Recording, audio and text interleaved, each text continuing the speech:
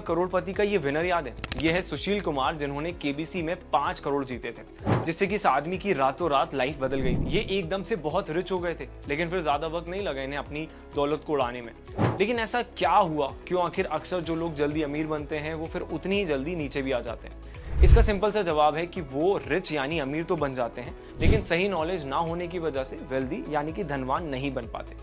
और अगर आपको ये दोनों सेम लग रहे हो तो आपको बता दूं कि इन दोनों में बहुत बड़ा डिफरेंस है। और जब तक आप इस डिफरेंस को नहीं जानोगे, आप भी इस दलदल से नहीं निकल पाओगे, क्योंकि बड़े वेल्दी लोगों को कुछ तो पता है जो हमें नहीं पता। देखो, जो रिच होता है उसके पास बहुत पैसे होते हैं, लेकिन जो वेल्दी होता है उसे पैसों की चिंता नहीं होती। रिच कोई भी बन सकता है। मान लो कल को आपकी लॉटरी लग गई तो आप रिच हो जाओगे। कल को आपकी बहुत अच्छी नौकरी लग गई तो भी आप रिच हो जाओगे। आपके पास जो जमीन है आपने उसे करोड़ों में बेच दिया तब भी।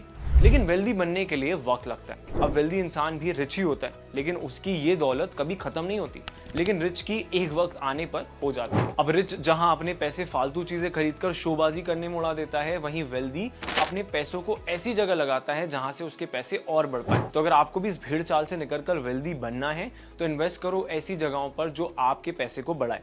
अमीर तो कोई भी दिख सकता है, खास करके आज के वक्त में जब कुछ भी सामान हमें बड़ी ही आसानी से ईएमआई पर मिल जाता है। लेकिन वही चीज जब आप बिना ईएमआई के 2 बार खरीद सको, वो है असली अमीरी। अमीर कभी भी खुद के पैसों से अमीर नहीं बनता, बल्कि वो डेट इंस्ट्रूमेंट्स को सही से यूज करता है और आगे बढ़ता है। देखो, कितना ही कमा लो हमेशा कम ही रहता है। कभी पैसा खर्चों में चला जाता है तो कभी जरूरतों में, और इन्वेस्टिंग के लिए ज्यादा कुछ बचता नहीं। और अगर ज्यादा इन्वेस्ट नहीं करोगे तो वेल्दी बनने में थोड़ा ज्यादा टाइम लग सकता है। जो अमीर लोग होते हैं उनके साथ भी यही दिक्कतें आती हैं, लेकिन वो डेट इंस्ट्रूमेंट्स का यूज करते हैं, जैसे कि क्रेडिट कार्ड्स और लोन्स। अब और आगे बताऊं उससे पहले एक वार्निंग भी दे देता हूं कि बिना इन इंस्ट्रूमेंट्स को अच्छे से समझे अगर आप इन्हें यूज करने जाएंगे तो हो सकता है कि लेने के देने पड़ जाए। क्रेडिट कार्ड एक बहुत ही अच्छा फाइनेंशियल इंस्ट्रूमेंट है, लेकिन तब जब इसे यूज करना आता हो। अब जिन्हें नहीं आता वो इसे ले तो लेते हैं, लेकिन फिर इसकी ईएमआई भरते रह जाते हैं। तो आपको वो नहीं बनना। इसके लिए पहले तो कभी भी क्रेडिट कार्ड की लिमिट को एक्सीड ना करें, हमेशा अपने बिल्स टाइम पर पे करें, और जितनी कमाई हो उससे कम ही खर्च करें, क्योंकि क्रेडिट कार्ड से आप वो पैसा खर्च करते हैं जो अभी आपकी जेब में नहीं है। अब बात करें लोन्स की,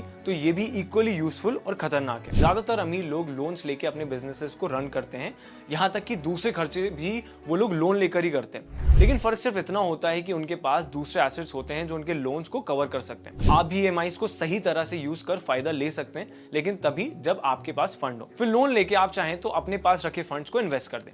अब जब इतनी बार मैंने इस वीडियो में बोला है कि वेल्दी बनने के लिए इन्वेस्टिंग इंपॉर्टेंट है, तो समझ तो आ ही गया होगा कि कितनी ज्यादा है। लेकिन कैसे इन्वेस्ट करें, तो चलिए वो भी देख लेते हैं। वेल्दी लोग इन्वेस्ट करते हैं ताकि उनका पैसा ग्रो तो करे, लेकिन साथ में एक ऐसी स्ट्रीम भी बन जाए जिससे पैसा आता ही रहे। अब इसके लिए बहुत जरूरी है कि आप अपना पोर्टफोलियो डाइवर्सिफाई करें, यानी कि अलग अलग एसेट्स में इन्वेस्ट करें, जैसे कि mutual funds, stock market, gold, real estate वगैरह। लेकिन इनमें भी इन्वेस्ट करने से पहले जरूरी है कि आपको इनके बारे में अच्छे से पता हो। अब सारे इन्वेस्टमेंट्स में से म्यूचुअल फंड एक ऐसा इन्वेस्टमेंट है जिसमें आप थोड़ा टेंशन फ्री होकर इन्वेस्ट कर सकते हो, लेकिन तब जब आप इसके बारे में भी अच्छे से रिसर्च करो। वेल्दी लोग इन्वेस्टमेंट अपनी रिस्क और रिवॉर्ड के बेसिस पर करते हैं, यानी वो पहले ये समझते हैं कि वो कितना रिस्क लेना चाहते हैं और उस रिस्क के बेसिस पर कितना कमाना चाहते हैं, और इसके बाद ही वो किसी एसेट में इन्वेस्ट करते हैं। अब इन्वेस्ट करने से पहले आप भी 3 सवालों का जवाब दीजिए। पहला, कि आपकी रिस्क लेने की कैपेसिटी कितनी है। दूसरा, आपका उस इन्वेस्टमेंट से गोल क्या है, यानी कि आप क्या अचीव करना चाहते हो। और तीसरा, आप कितने वक्त के लिए इन्वेस्टेड रहना चाहते हो। इन तीनों को आंसर करने के बाद आप अपनी इन्वेस्टमेंट जर्नी स्टार्ट कर सकते हो।